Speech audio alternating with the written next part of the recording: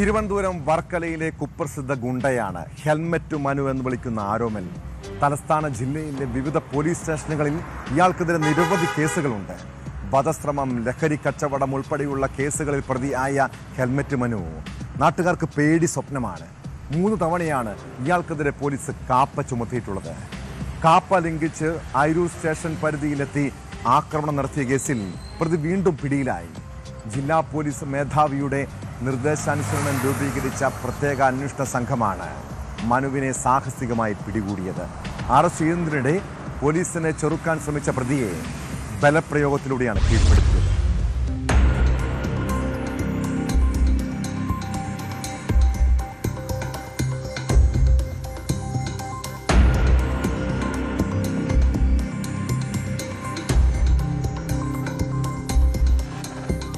വധശ്രമം, ലഹരി വിൽപ്പന, ബോംബേറ് ഉൾപ്പെടെ 35ഓളം ക്രിമിനൽ കേസുകളിൽ പ്രതിയായ ഹെൽമറ്റ് മനു എന്ന ആരോമലിനെതിരെ 3 തവണ കാപ്പ ചുമത്തിയിട്ടുണ്ട്.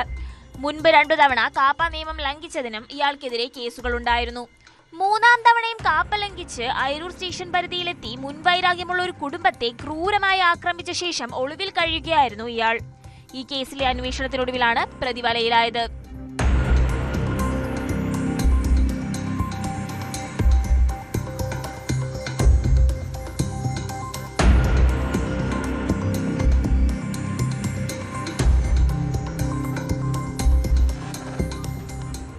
അയിരൂർ, കല്ലമ്പലം, വർക്കല, പാരിപ്പള്ളി എന്നീ പോലീസ് സ്റ്റേഷനുകളിലായി അടിപിടി, ആയുധം ഉപയോഗിച്ചുള്ള ആക്രമണങ്ങൾ, വധശ്രമം, ലഹരിമരുന്ന് കച്ചവടം, സ്ഫോടക വസ്തുക്കൾ ഉപയോഗിച്ചുള്ള ആക്രമണങ്ങൾ തുടങ്ങി നിരവധി കേസുകളിൽ പ്രതിയാണ് ആരോമൽ. ഈ കേസുകളുമായി ബന്ധപ്പെട്ട് പലതവണ ഇയാൾ ജയിൽ ശിക്ഷ അനുഭവിച്ചിട്ടുണ്ട്. 2021-ലാണ് അയിരൂർ സ്റ്റേഷൻ പരിധിയിൽ ഇയാൾക്കെതിരെ ആദ്യമായി കേസ് രജിസ്റ്റർ ചെയ്യുന്നത്.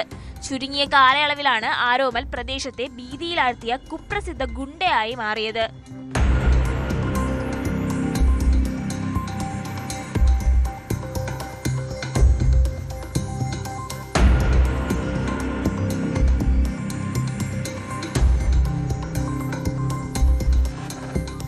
ന്യൂസ് 18 ആറ്റിങ്ങൽ. കൂടുതൽ വാർത്തകൾക്ക് news 18 Keralam YouTube channel subscribe ചെയ്യുക.